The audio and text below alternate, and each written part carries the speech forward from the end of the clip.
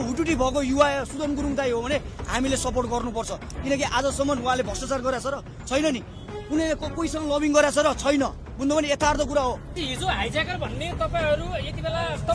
नबुझेर चाहिँ हाइज्याकर भन्नु भएको छ है यस्तो हो के भन्न त यहाँ कसले यहाँ सुन्नु न छोराले सुन्नु भन्ने यस्तो सुन्नु भने हाइज्याकर भने पानी बाँड्ने भने सबैले भने अरे भन्छन् यहाँ सबै यहाँ अलग अलग ठाउँबाट आएको यी सबै दृष्टिकोणलाई चिर्दै उहाँले काम गर्नुभयो के उहाँले त्यो दृष्टिकोणलाई चिरिसक्नु भयो नयाँ कुराहरू गर्ने हो के उहाँले गरेको जुन काम छ त्यसको हामीले त्यो उहाँलाई त्यो कुरामा सपोर्ट गर्ने नयाँ दृष्टिकोण भयो पेट्रोल बानो यति हो कि सुदन गुरुङले भ्रष्टाचार गर्दैन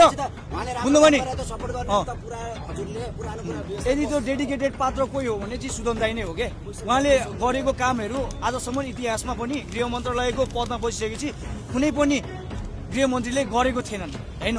उहाँले कामबाट आफूलाई त्यो दृष्टिकोण चिरिसक्नुभयो त्यो दृष्टिकोणमा नजानु के त्यति बेला पनि उहाँ भनेको सबैको भावना समेट्दै राष्ट्रलाई चाहिँ निस्वार्थ रूपमा लाग्नुपर्छ भनेर हिँड्या हो कसले बचायो त देश भन्दा सुदन गुरुङ दाइले नि बचाउने भूमिका खेलेकै हो नि त यो त यथार्थ हो नि त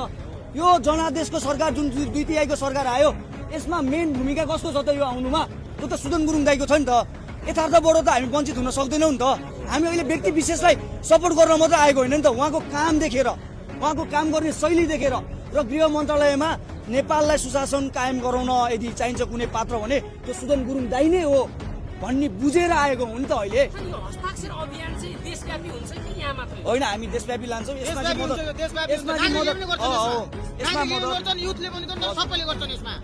अब नागरिकको कुरा उठाउनु भएको छ यहाँले हजुर सबैले गर्छ घर घरबाट पनि हुन सक्छ यो राज्यमा पनि तपाईहरुको ठूलो भूमिका हुन्छ तपाईहरु भनेको चौथो अङ्ग हो हैन तर हजुरहरुलाई हामीले सम्मान गर्छौं रेस्पेक्ट गर्छौं गर्नुपर्छ अब पानी बाढे पनि जे गरे नि गृहमन्त्री हामीले गृहमन्त्री भइसकेपछि अब त्यो कुराहरु गर्नु त हुँदैन आम जनताले के बुझ्नुपर्छ भने एकछिन है अहिले त क्वेशन सोध्नु के हजुरले सुदन दाइ छोड दिनु के हजुरको संसदमा गएर अहिले तपाईले पानी बाढे